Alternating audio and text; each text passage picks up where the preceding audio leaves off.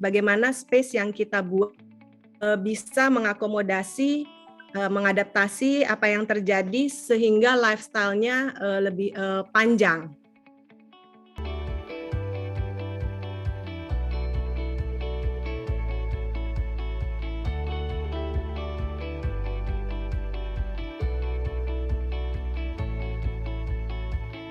Narasumber kita di sini ada Bu Melati Danes. Selamat sore, Bu Melati. Selamat sore, Mbak Jiza, Pak Bayu. Ibu, selamat sore, Bu Melati. Terima kasih sekali lagi waktunya Bu Melati untuk kita sharing-sharing di acara kali ini, Bu Melati. Dan sebelumnya saya akan mohon izin membacakan biografi Bu Melati dulu ya Bu ya. Baik, Bu Melati dengan nama lengkapnya Niwayan Melati Blanka Danes, yaitu seorang interior designer yang sudah memiliki pengalaman 15 tahun di dunia industri interior designer ini sendiri. Dan juga mengkhususkan diri di sektor perhotelan dan juga banyak proyek-proyek yang sudah dikerjakan di Indonesia, Thailand maupun di India. Benar ya Bu ya? Ya, betul. Baik. Selamat sore Bapak-bapak, Ibu-ibu semuanya. Terima kasih saya diberi kesempatan sore ini untuk sharing tentang sustainable in design yang akan membahas tentang material alam. Ya, seperti yang kita ketahui, sustainable design merupakan desain yang bertanggung jawab dimulai dari proses pemilihan material, proses produksi, ekstraksi, dan delivery. Mengapa pemilihan material sustainable sendiri penting? Karena memang akan mendukung desain dan juga akan memberikan fungsi dan solusi dan juga diperhitungkan karena juga merupakan value investment di situ yang akan mempengaruhi dengan value ekonomi dan pengaruhnya terhadap lingkungan dan juga sosial. Apa saja yang perlu dipertimbangkan dalam menggunakan sustainable material? Yang pertama, bagaimana kita mengoptimize natural resource. Jadi dalam kita menggunakan material, memasukkannya ke dalam desain, contohnya apabila kita ingin memasukkan elemen desain dan memerlukan struktur, bagaimana kita bisa memilih struktur yang lebih ringan. Atau apabila kita ingin memasukkan elemen budaya, memasukkan carving, kita menempatkan dengan value yang benar, tidak semuanya dengan proporsi yang benar juga, tidak over. Dan selanjutnya, striving to energy efficiency adalah bagaimana kita memakai material yang dekat dengan lokasi kita. Jadi tidak mengurangi polusi dan juga mengurangi energi yang dikeluarkan. Sedangkan design flexibility, bagaimana space yang kita buat bisa mengakomodasi, mengadaptasi apa yang terjadi sehingga lifestyle-nya lebih panjang. Kemudian juga dalam mendesain kita juga mempertimbangkan 5R, yaitu reuse, tidak memasukkan material-material yang sama sekali tidak ada fungsinya, juga reduce, bagaimana mendesain dengan kuantiti yang tepat, reuse, menggunakan kembali, recycle, kemudian repurpose, bagaimana kita merubah material menjadi fungsi yang lain. Dan yang kelima adalah local capabilitas. Bagaimana kita bisa mengangkat local capabilitas, juga bisa memberdayakan masyarakat setempat juga, sehingga bisa meningkatkan ekonomi mereka dan menambah value di dalam desain kita. Wah, berarti menarik banget Ibu ya. Nah ini saya tertarik ke poin yang kelima nih Bu, saya mau tanya itu pada saat berkolaborasi dengan lokal material, sejauh ini apakah teman-teman lokal material ini cukup bisa mengikuti apa yang diinginkan oleh Bu Melati khususnya, Bu? Iya, di sini yang paling penting adalah komunikasi. Jadi kita harus dari awal memberikan brief yang benar-benar kepada pengrajin, juga kepada seniman setempat juga, ataupun ya pekerja setempat, sehingga benar-benar mengerti, dan selama prosesnya juga kita mengikuti. Jadi apa yang dihasilkan bisa sesuai dengan desain yang kita harapkan. Jadi nggak kalah sama pabrikan gitu, Bu, ya? Dengan pabrikan juga kita juga harus berkomunikasi. Ya, ini yang paling penting di sini memang komunikasi ya. Oke. Dan briefnya yang jelas. Ya, silakan Mbak Ziza mungkin dilanjutkan ya. Ya, yang sekarang akan kita bahas beberapa material, ini ada wood. Jadi kapan, karena kita membahas sustainable, kita banyak menggunakan plantation wood. Jadi kapan juga kita akan memakai solid wood di dalam desain, kapan kita memakai veneer atau slice stick. Kemudian kita akan membahas kaca, akan bahas juga beberapa proyek kita yang menggunakan recycle glass. Kemudian metal juga. Dan juga stone di beberapa proyek. Semua proyek pasti memerlukan batu alam, tapi kita juga harus aware juga dengan ketersediaannya. Kemudian selanjutnya tekstil tadi dengan memberdayakan masyarakat lokal. Kemudian akan dibahas juga tentang cane, yaitu ada bambu dan rotan, dan juga fiber, serat-serat alam yang kita biasa gunakan di dalam desain interior.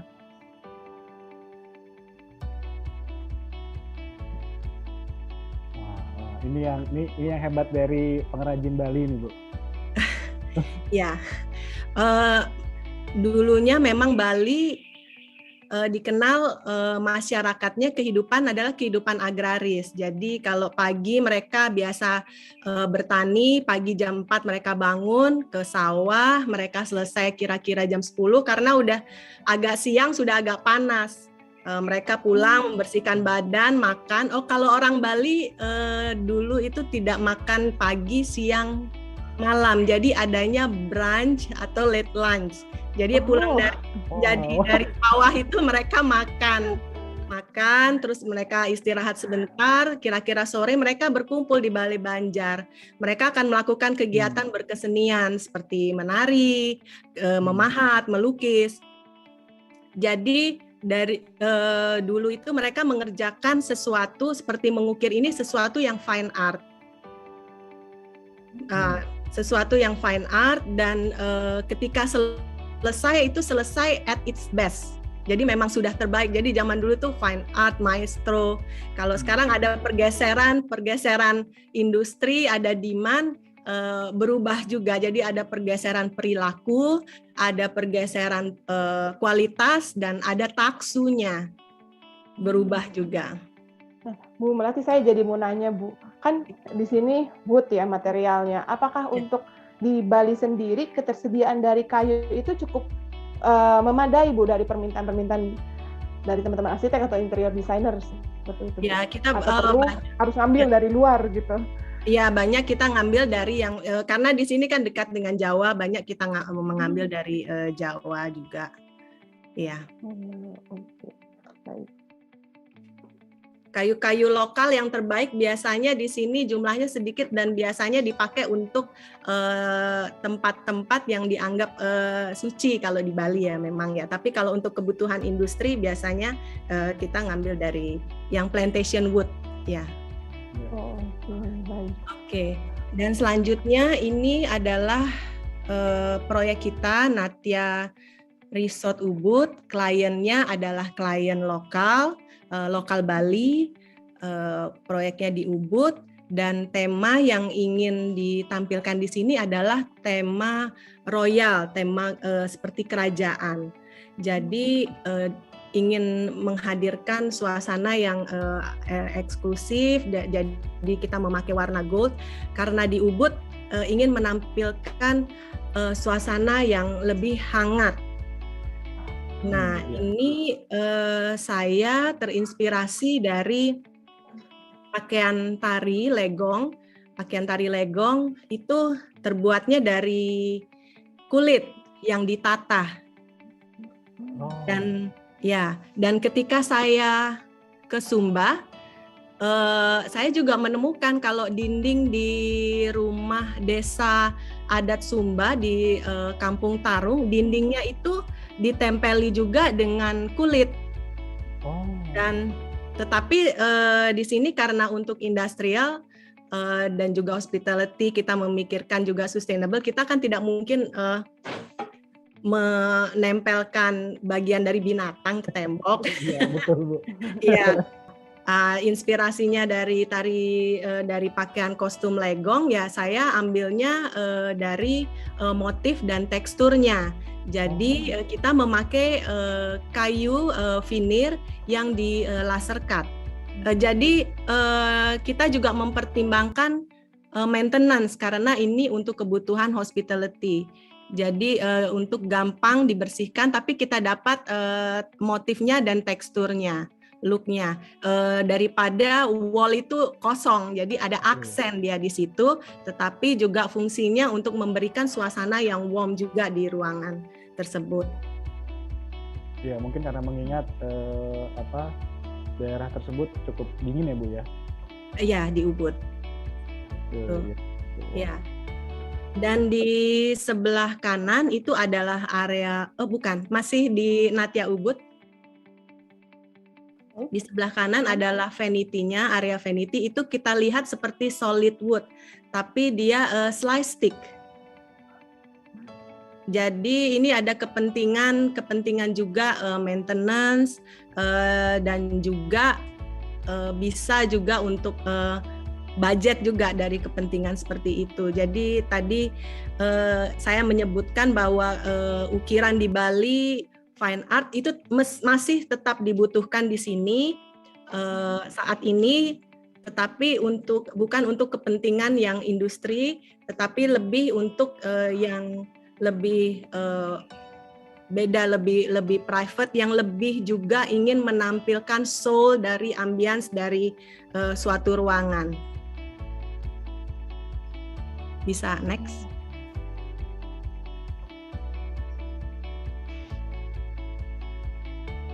Ini tadi Mbak Ziza sempat mention kayu yang ada di Bali ya Mbak ya.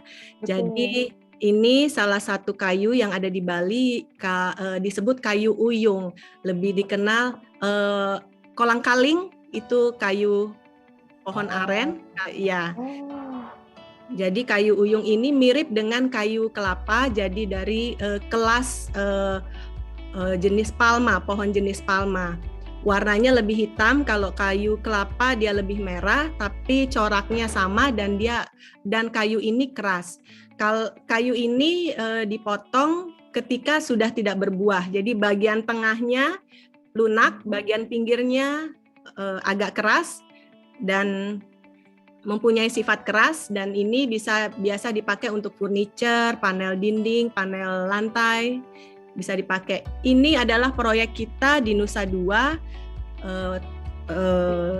toko jewelry, kliennya adalah orang India, tetapi ingin menampilkan ambience India dan Bali, bagaimana bisa mengharmoniskan konsep Bali dan India. Jadi kita memakai material lokal, kayu uyung, dan yang warna gelap, bagaimana kita bisa lebih mengangkat karakteristik dari jewelry yang di-display.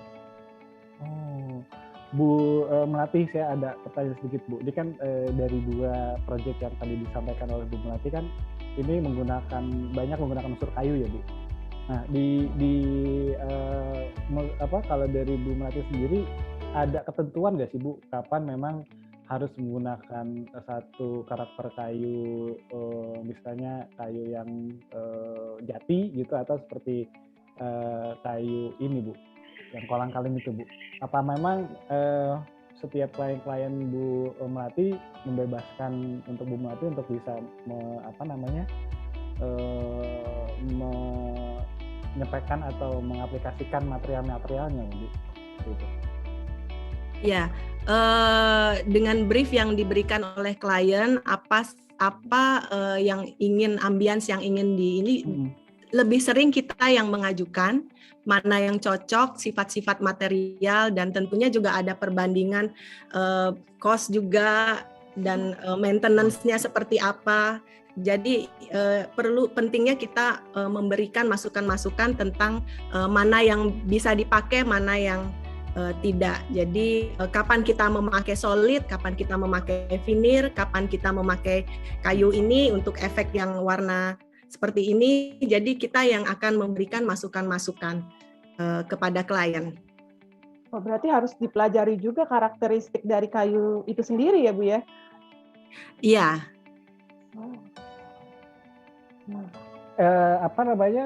Demografis juga menentukan nggak sih Bu untuk kita ngomongin umum secara material Bu ya, gitu, untuk misalnya daerah Ubud atau daerah pesisir gitu di Bali, kalau dari Bu Melati sendiri Bu, pemilihan material-materialnya.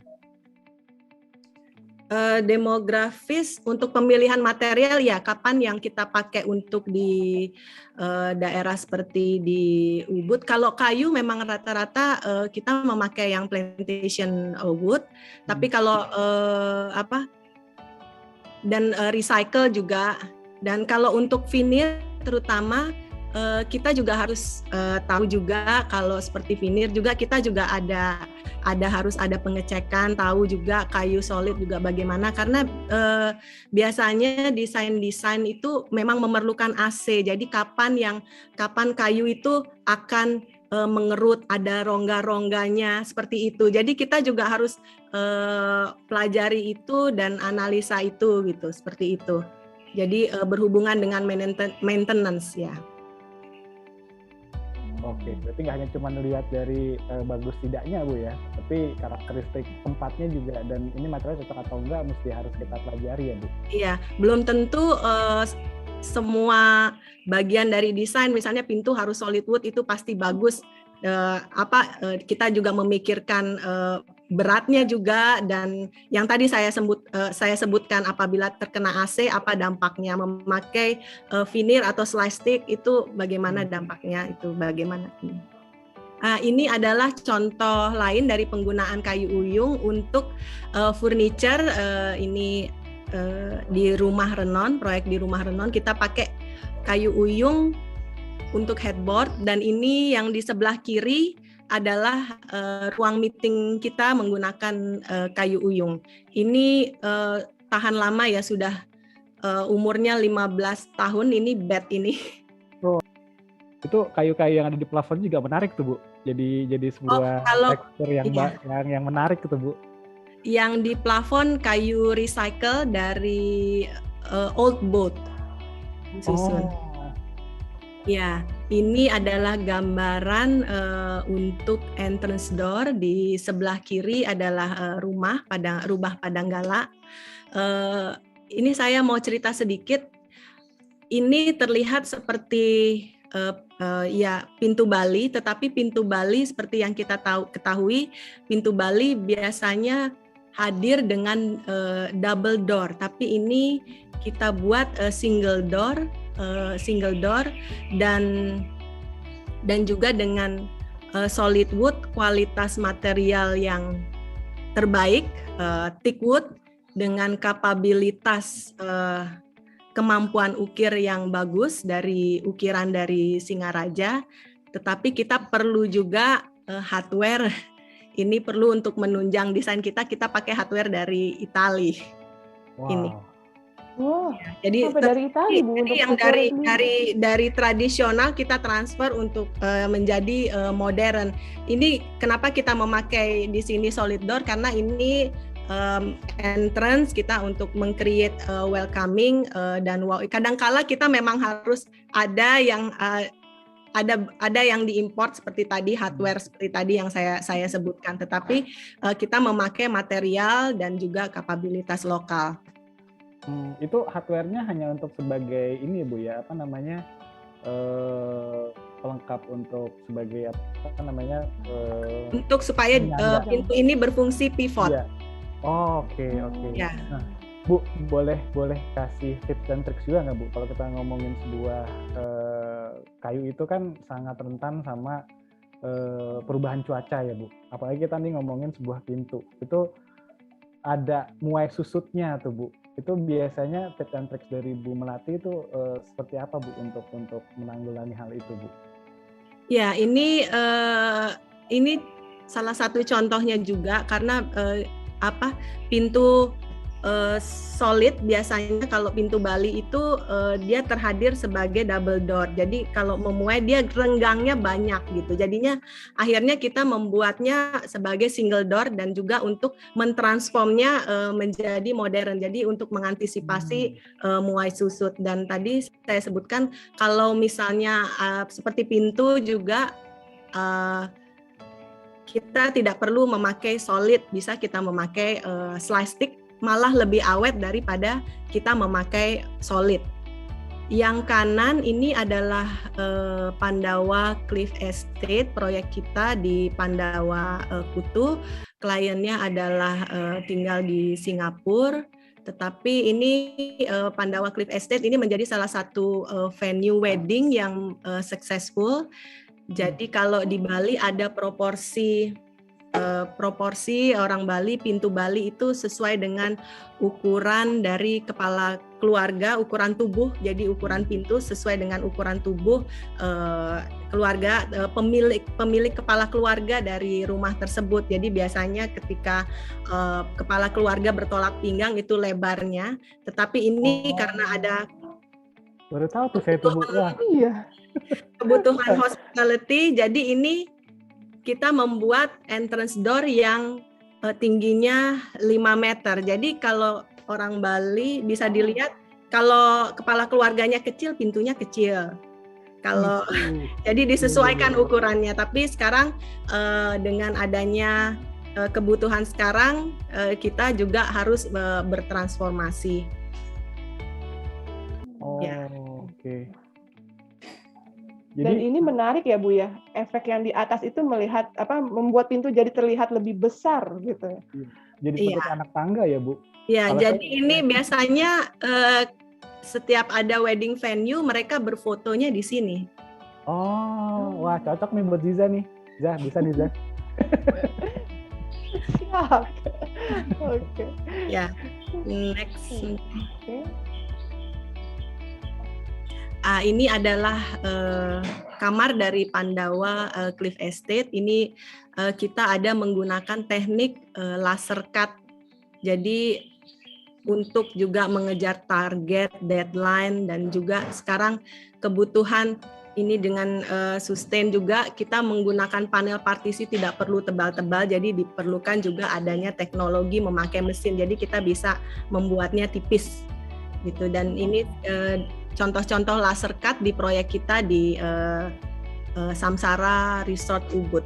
Jadi kita juga bisa meng-highlight laser cut tersebut dengan lighting, itu seperti dilihat headboardnya. Bu Melati, maaf saya mau tanya nih Bu, kan tadi beberapa laser cut motifnya berbeda-beda. Nah itu apakah dari motifnya dari tim Bu Melati sendiri yang menciptakan atau memang yang sudah jadi ada?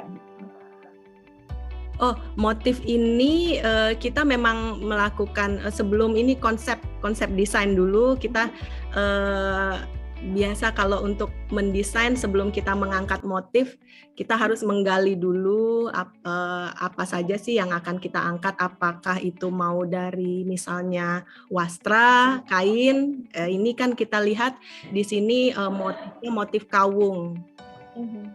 Ya, jadi apakah motifnya yang kita angkat atau warnanya yang mau kita angkat, nanti merenungnya lama Mbak. Kalau merenungnya lama, gambarnya cepat. Inspirasinya itu yang mahal Bu, walaupun lama Bu. Merenungnya lama, dan dari sesudah kita mendapatkan konsep yang tadinya sesuatu itu abstrak, akhirnya kan kita melogiskan dengan pemilihan material, dengan proporsi, dan akhirnya semuanya jadi harmonis. Tentu saja ini juga nanti perlu di-refine terus ya dalam mendesain seperti itu. Jadi itu awalnya inspirasinya bisa Ya. Karena menarik, tiap itu punya motif beda gitu, mungkin jadi kayak ciri khas dari masing-masing tempat itu sendiri gitu, Bu. Ya, ya. Kalau yang Samsara Resort Ubud itu ada tanda infinity, itu adalah logo dari hotel Samsara Resort tersebut. Jadi kita memakai logo itu di aksen-aksen interior. Jadi memang sudah temanya bagaimana kita memasukkannya ke dalam desain. Baik, Pak. Bisa next? Ya. Ya. Ya, ini adalah pemakaian reuse wood. Jadi yang di sebelah kiri adalah kayu yang dari dermaga di Kalimantan, kayu besi. Jadi kayunya kita bersihkan, kita gunakan sebagai flooring. Tetapi waktu kita mendapatkan kayu ini terlihat ada bekas-bekas paku. Jadi ada bekas-bekas putih. Jadi bagaimana saya mencoba memikirkan supaya mengangkat value dari kayu ini. Jadi dibuatlah pola yang akhirnya saya bekerja sama dengan seniman lokal Bali untuk membuat pola di lantai tersebut. Jadi ruangan ini bisa dengan menggunakan material kayu, reuse kayu ini digunakan untuk low intensity. Jadi untuk ruang tari, untuk ruang yoga, nyaman disentuh oleh kaki untuk kegiatan exercise. Yang di tengah adalah rumah Renon, tadinya studio Melati Danes, ini kantor sebelumnya. Ini menggunakan kayu untuk membajak sawah. Jadi biasanya di belakang sapi. Bentuknya pas untuk jadi railing mengarah ke atas dan kita megang, kita merasa nyaman dan aman. Oh. Ini yang kayu buat yang sapi biasanya untuk harapan sapi atau yang gagalnya itu ya, Bu ya? Iya. Untuk harapan sapi. Kalau yang di sebelahnya Pandawa Cliff Estate yang tadi sebelumnya saya tampilkan pintu yang besar yang tinggi 5 meter, ini salah satu kamarnya. Kita menggunakan juga beberapa artwork dari rumah tua. Ini fungsinya panel dinding di rumah itu dan sekarang kita gunakan sebagai artwork. Ini adalah proyek kantor Diageo, kantor untuk minuman. Ini letaknya, lokasinya di Tabanan. Jadi briefnya dari awal memang untuk mendesain sesuatu yang kantor yang modern, yang bisa meningkatkan produktivitas karyawan, tetapi juga ada khas lokalnya. Lokal, karena kantor ini dia ada di beberapa negara, ingin memunculkan juga Bali, tapi ada di bagian nanti. Nah ini karena beberapa item dari perusahaan ini masih diimpor, dia memakai packaging particle board seperti ada yang di sebelah kiri itu packagingnya. Jadi sesudah barang-barang yang diimpor sudah dikeluarkan, jadi banyak bertumpuk-tumpuk packagingnya, dan akhirnya ketika melakukan renovasi kantor ini kita pakai sebagai panel untuk phone booth, jadi dia sebagai soundproof kayu ini, dan juga bisa dilihat ini sebagai art karena kantornya ada di internasional, jadi untuk menunjukkan di mana lokasi kantor mereka. Oh, jadi particle board itu sebetulnya packaging untuk mesin-mesinnya mereka. Oh gitu, wah modal banget ya orang luar tuh. Particle board kayaknya bisa kita pakai ternyata sebetulnya ya Bu. Iya. Jadi fungsinya nggak hanya cuma sebagai partisi ya Bu, malah bisa buat soundproof juga ya Bu. Bisa. Oh, wah menarik. Next. Ini ya Dan ini ada beberapa contoh recycle board. Jadi recycle wood yang kita desain, kita potong-potong, kita buat pola tertentu. Jadi di sebelah kiri proyek ini sudah lama, ini sudah 14 tahun yang lalu, ini Fort Drupadi. Kesannya rustic, jadi kita memakai recycle wood, warnanya natural. Kalau yang di sebelah kanan, karena ingin menampilkan kesan modern, kantor Diageo tadi, jadi hallway-nya kita memakai recycle wood tapi dengan finishing yang halus. Ya.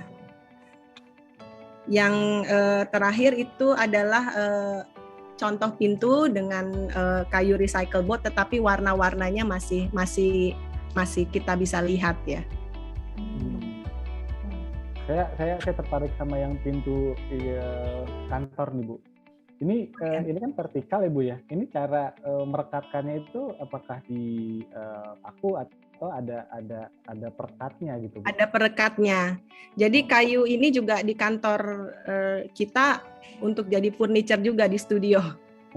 Wah, berarti sisa-sisanya malah bisa dimanfaatkan untuk yang lain ya Bu? Iya, betul. Oke. Ini adalah salah satu proyek hotel El Seminyak. Jadi rooftopnya ada restoran Jepang, ingin menampilkan suasana Jepang, tapi ingin membawa outdoor ke dalam indoor. Jadi karena banyak warna kayu, jadi kita ingin mengimbanginya dengan warna yang lebih cerah. Jadi itu kita pakai recycle glass.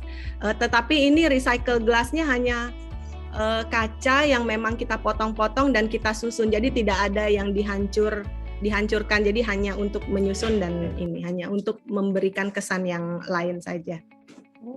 Menghabiskan berapa banyak kaca nih Bu waktu itu Bu untuk hanya satu pilar ini Bu, atau apa namanya bagian kaca ini, karena ini menarik banget ya Bu. Memang memang waktu itu kliennya mungkin membeli material kaca yang cukup banyak, akhirnya diaplikasikan seperti itu, atau memang benar-benar sisaan dari kaca-kaca yang nggak terpakai gitu di proyek ini? Iya, ini sisa dari kaca-kaca yang terpakai di proyek. Jadi disusun potongan-potongan dari kaca-kaca. Ini perkuatannya berarti betul-betul hanya dari kaca, penumpukan dari kaca-kacanya aja seperti itu ya Bu? Iya, karena ini memang ada kolom, jadi dari strukturnya, jadi kita hanya menutupnya supaya lebih soft. Oh gitu. Jadi berarti ini konsepnya kayak second skin-nya sebetulnya. Iya, hanya untuk memberi ambience, memberi warna saja. Gitu. Tapi strukturnya memang sudah ada, bagaimana ini kita menutupinya. Iya. Kayaknya klien-kliennya Bu Melati puas semua nih. Kayaknya material yang dibeli nggak sisa apa tuh nggak sayang gitu. Sisa-sisanya dipakai buat yang lain. Wah Pak, ini bisa dibuat ini nih. Jadi Bu Melati bisa kasih masukan yang lain ya Bu. Yang berikutnya adalah proyek kita di Gili Trawangan. Jadi ini kita adalah suatu restoran di pinggir pantai. Di jalan utamanya Gili Trawangan, bagaimana kita bisa, karena jalan ramai, bagaimana kita bisa membuat orang yang lalu lalang di Gili tersebut bisa menarik perhatian mereka begitu. Jadi kita mempergunakan botol-botol bekas dan kita ubah menjadi lampu. Jadi di sini juga kita mempertimbangkan, karena di Gili anginnya lumayan ya. Lumayan. Jadi kita memakaikan pipa dan juga memperhatikan strukturnya juga, dan kita juga berkolaborasi dengan orang lighting di sini, dan it works. Tetapi ada peraturan di Gili Trawangan waktu itu, di sepanjang pantai tidak boleh ada bangunan. Jadi bangunan-bangunan sepanjang pantai itu akhirnya semuanya dihilangkan, tetapi semua material yang tadinya di restoran itu dipindahkan. Ini foto sebelahnya. Ya, jadi awal dan setelahnya. Oh, oke. Berarti semuanya di sini dihilangkan dan dipindahkan semua jadi seperti ini ya, Bu ya? Iya. Jadi di pinggir pantai tadinya restoran, di seberangnya hotel yang kita desain. Jadi restoran tersebut dipindahkan di rooftop dari hotel.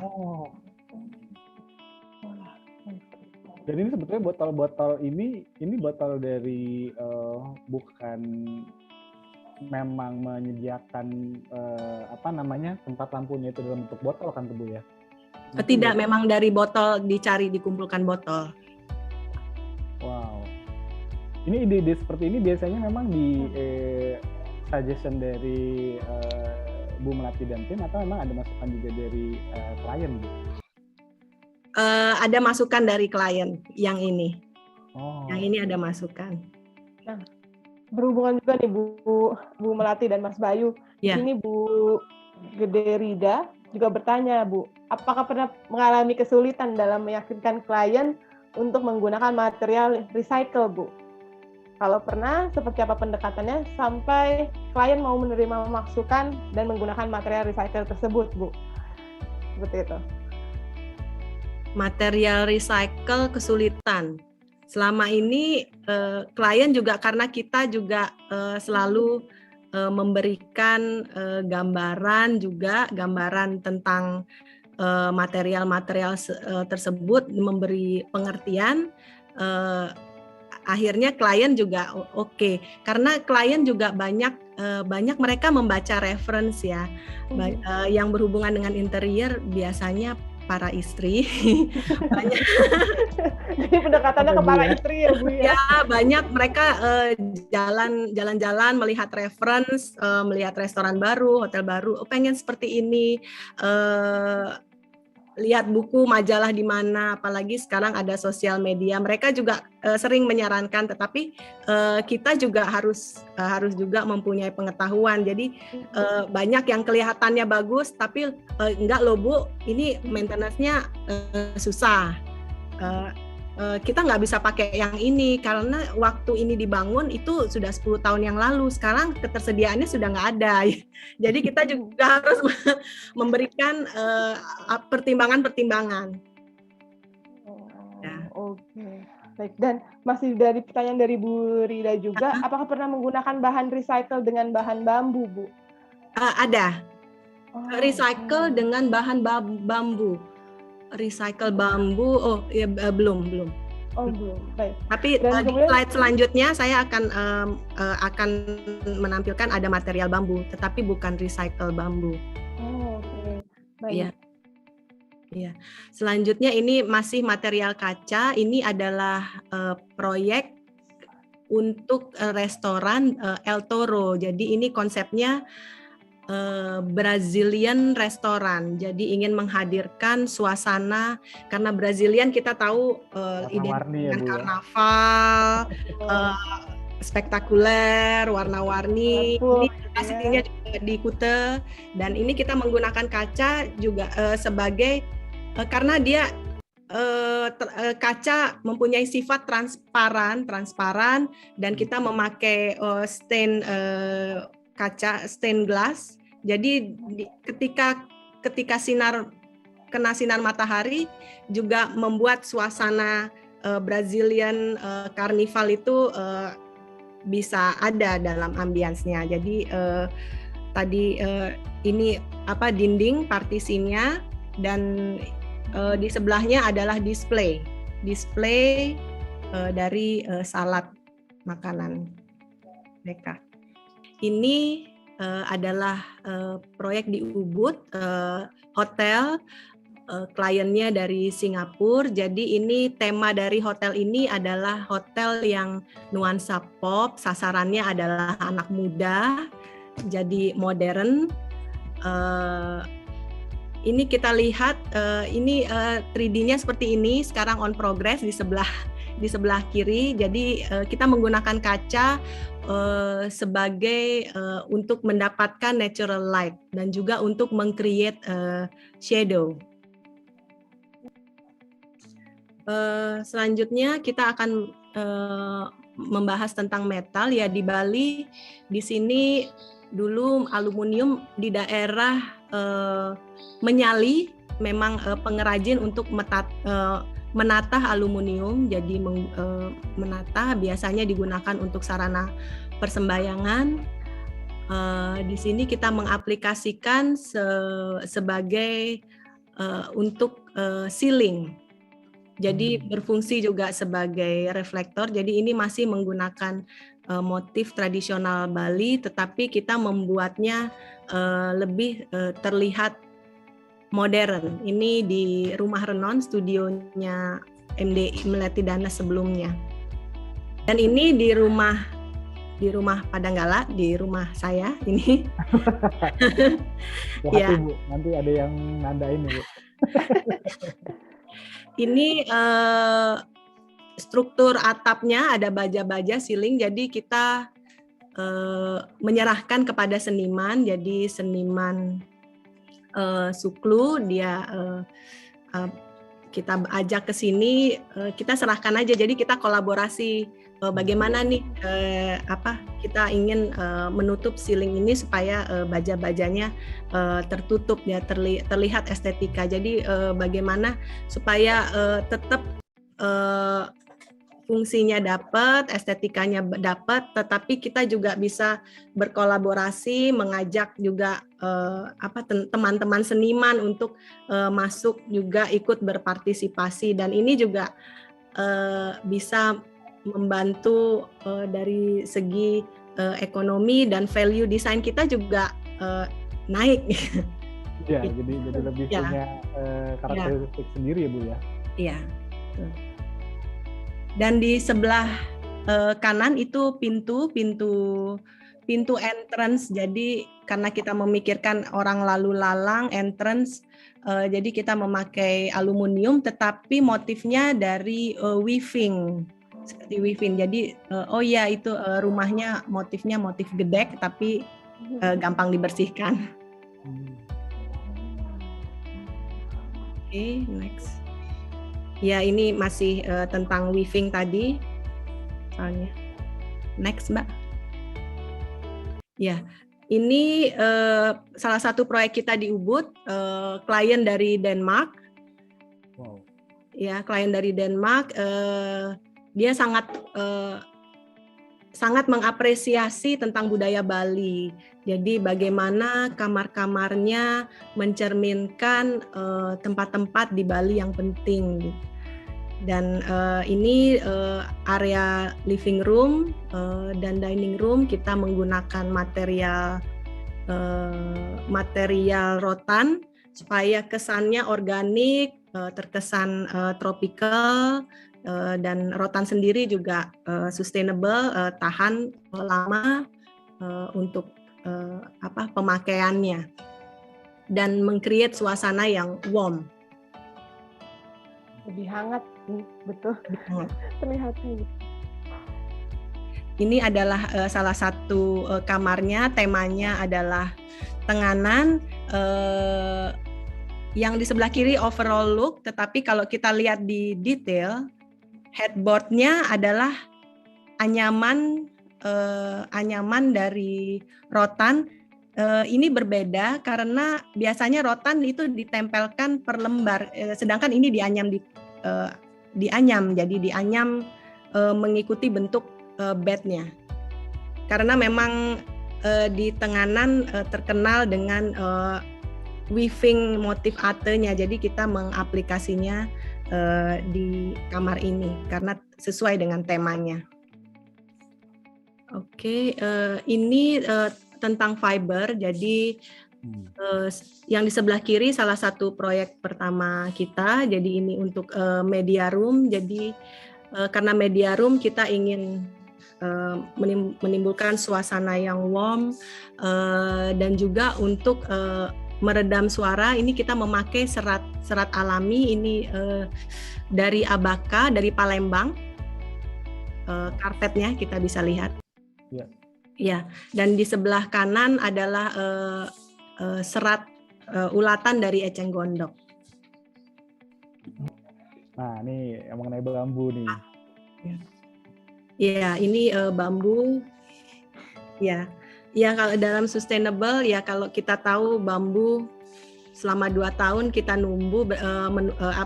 berusaha supaya bambu bisa tumbuh, ya pemakaiannya supaya jangan kurang dari 2 tahun. Kayu jati tumbuh 80 tahun, kalau bisa pemakaiannya juga jangan kurang dari 80 tahun.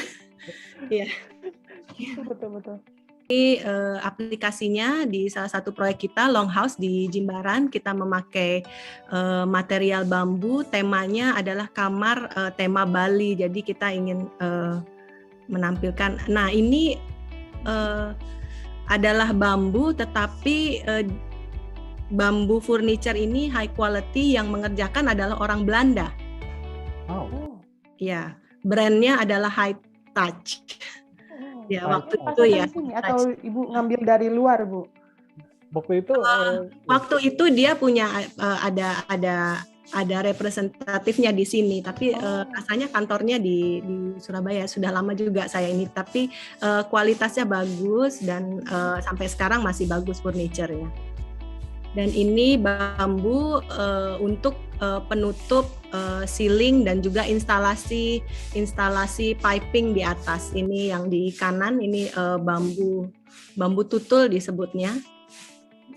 Dan ini adalah masih yang tadi masih sama proyek Natya yang tadi saya ceritakan tentang pakaian legong.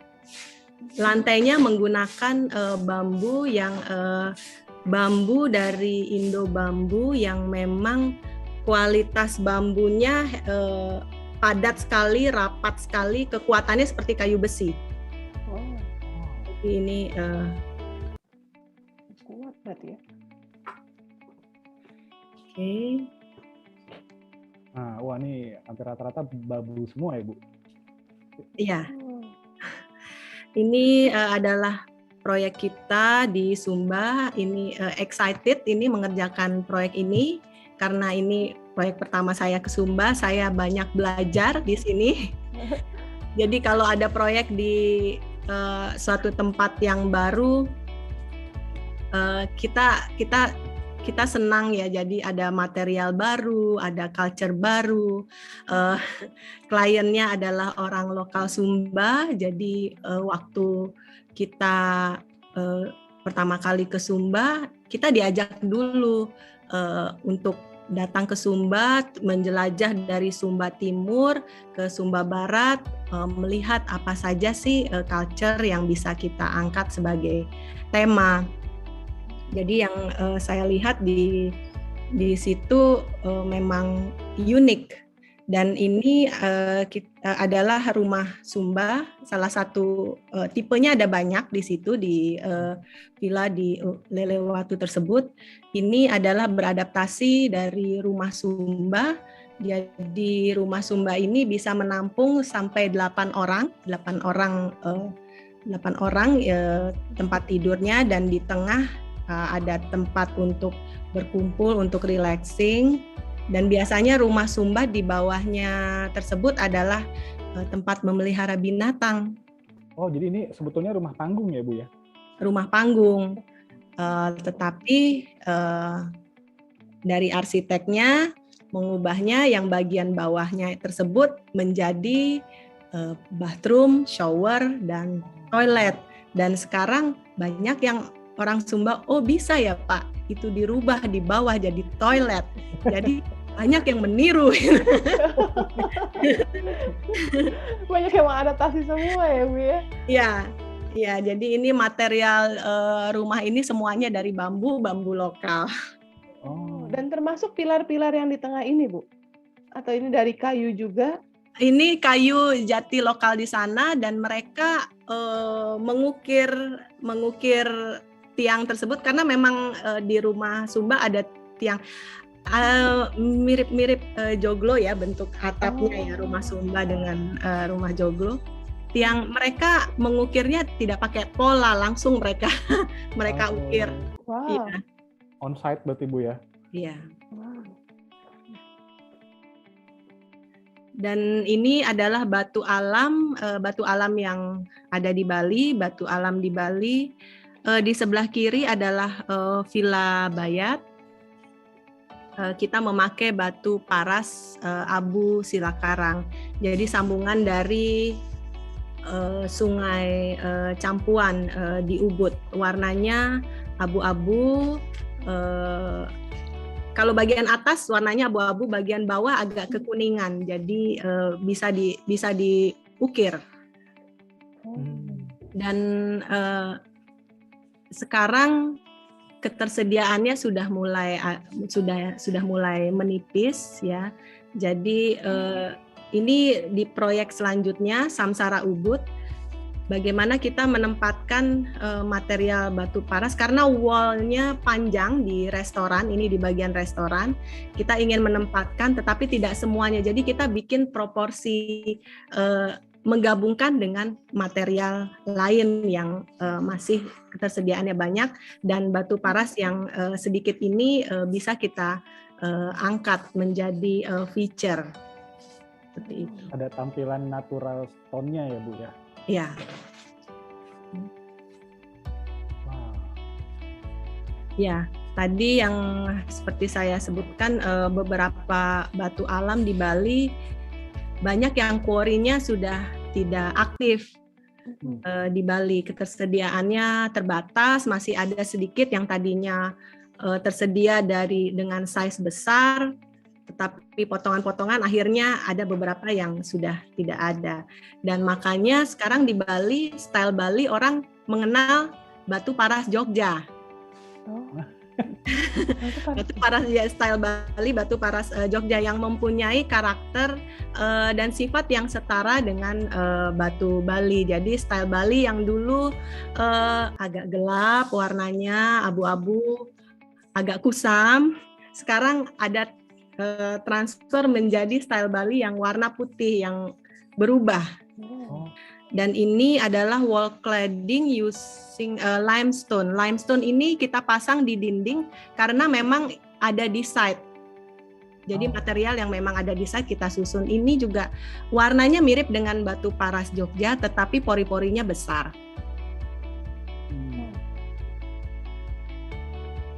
Ya, sekarang dulu orang Bali mempunyai paras, tapi sekarang juga mengimport marble untuk ada supaya standar luxury, standar maintenance, standar industrialnya dapat.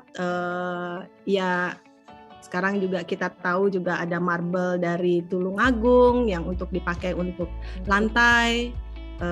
Juga marble Citatah di Sulawesi, ya, dan kita juga banyak juga memakai andesit itu Samsara, kita untuk dinding-dindingnya kita memakai andesit, dan biasa kita pakai untuk outdoor. Oke.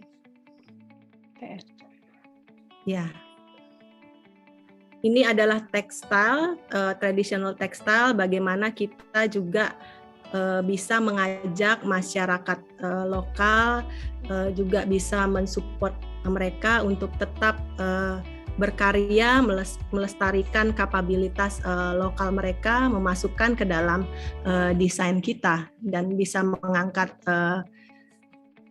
ekonomi mereka. Ini songket, memang tenunan songket, karena ini memang request-nya untuk tema royal yang tadi saya sebutkan, Natia Ubud.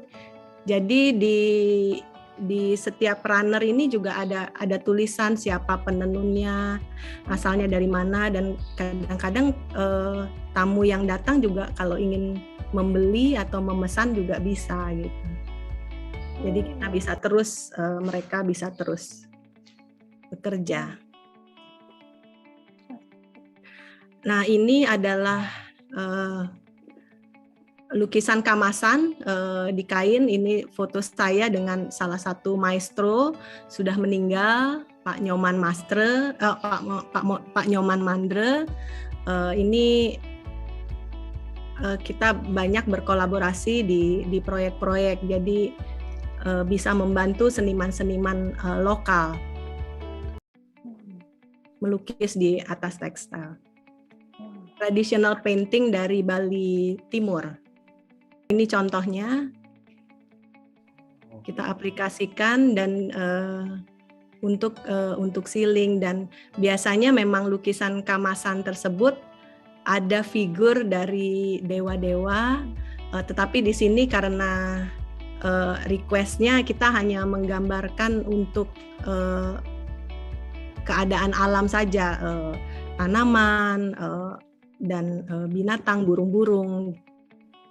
Ini proyek kita yang di Sumba, kamar lainnya selain kamar tadi, karena tadi setelah perjalanan dari Sumba Timur ke Sumba Barat, saya melihat yang benar-benar menjadi yang bold, itu yang menjadi karakter dari Sumba adalah tekstilnya.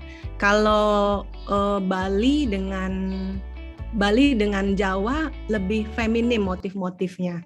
Kalau Sumba lebih berani, lebih maskulin menurut saya. Jadi dan tekstil-tekstil di Sumba lebih tebal. Jadi kita menggunakan yang difoto adalah tenun kain Sumba yang belum ditenun. Jadi masih berupa liran, benang. Karena di ruangan di sebelahnya adalah vanity, jadi masih ada ingin memberikan kesan transparasi, jadi dari vanity masih bisa melihat view walaupun ada benang-benang di depannya. Dan yang di sebelahnya adalah restoran, kita memberikan aksen untuk kain-kain yang digantung. Jadi, nah ini ada cerita juga ya. Klien kita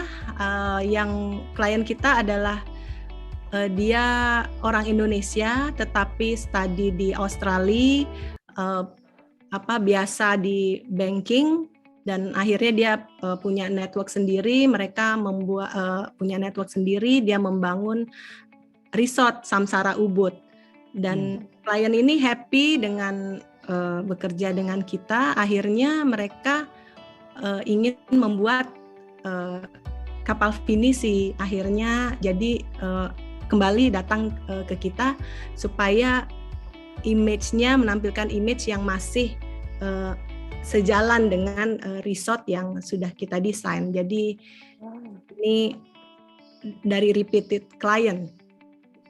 Dan desainnya pun juga masih inline dengan desain di resortnya juga ya, Bu? Ya. Atau dibuat berbeda? Masih inline. Jadi masih memakai logo-logo yang tadi disebutkan. Dan ini di Bira memang kampung tempat yang memang pelaut, kapal finisi. Ya.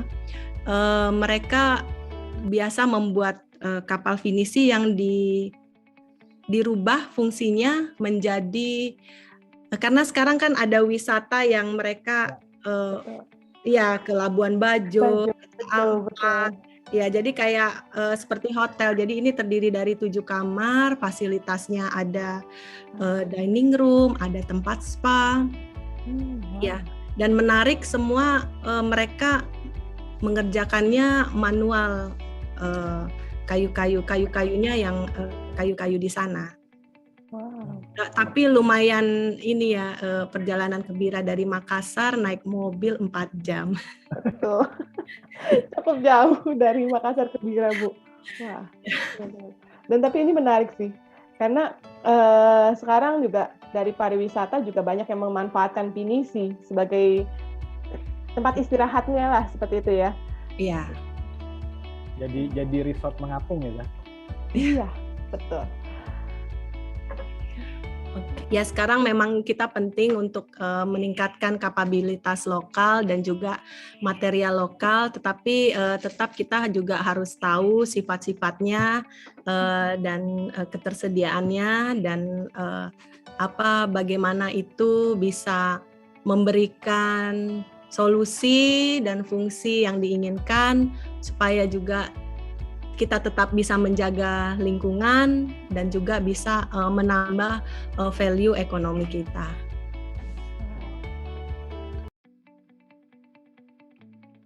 Kemudian pertanyaan dari Bu Audrey Gunawan. Beliau sampaikan terima kasih insight-nya, paparannya sangat menarik Bu Melati. Dan beliau ingin bertanya, selama merancang, material apa yang menurut Ibu paling bagus dan sustainability-nya paling panjang, Bu? Dan selain bahan-bahan yang sifatnya alami seperti kayu, material, sustainability, apa yang pernah Ibu gunakan dalam desain Ibu? Di dalam desain kita menggabungkan juga ya, ada material-material modern, ada material-material jadi bagaimana kita menggabungkan material modern dengan material alam, dan itu ada pertimbangan-pertimbangan juga dari pertimbangan sustainable, pertimbangan cost juga, jadi itu yang menjadi pertimbangan. Sustainability-nya paling panjang ya, kalau misalnya kayu panjang, tetapi kita juga harus melihat apakah penempatannya di mana. Sesuatu yang memang yang jadi highlight, tapi ada juga yang membalance-nya. Jadi kapan kita menggunakan pintu, kapan kita menggunakan kayu solid, kita tahu cuaca seperti apa, jadi kita tahu kayu solid itu lifetime-nya lama, tetapi kita letakkan di posisi mana nanti dia akan bergerak, akan menyusut seperti itu. Jadi kita menempatkan material tersebut sifatnya yang benar, karakteristik yang benar. Jadi memang supaya desain itu well done, bukan overdone, seperti itu. Dan berikutnya pertanyaan dari Pak Putu Prema Prakanti. Beliau bertanya, terima kasih banyak atas sharingnya Ibu, dan beliau ingin bertanya bagaimana cara menumbuhkan kreativitas dalam pemanfaatan bahan-bahan layak recycle seperti yang Ibu jelaskan tadi. Apakah hanya dengan sering mencari referensi saja sudah cukup atau yang lainnya, Bu? Silakan. Ya, jadi untuk material recycle dan material pada umumnya ini memang selalu berkembang dan kita juga selalu harus up to date tentang ini. Jadi selalu terus belajar ya tentang material-material ini, karena selalu berkembang, ketersediaannya juga seperti apa yang baru sekarang. Tentang recycle juga kita juga ya harus mengetahui finishes apa yang cocok, juga harus up to date terus dengan adanya perubahan-perubahan. Oke, baik. Terima kasih banyak Bu Melati.